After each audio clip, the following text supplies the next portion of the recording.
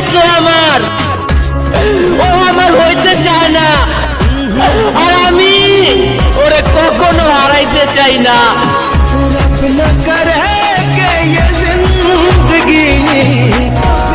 আমার কষ্টগুলো যদি চিৎকারের মধ্যে প্রকাশ করা যেত, আরে আমার জান, আমার কষ্টগুলো যদি চিৎকারের মধ্যে প্রকাশ করা যেত, তাহলে বাকি সবার মতো আমার ভালোবাসার চিৎকারটা তোমারও কানে যেত।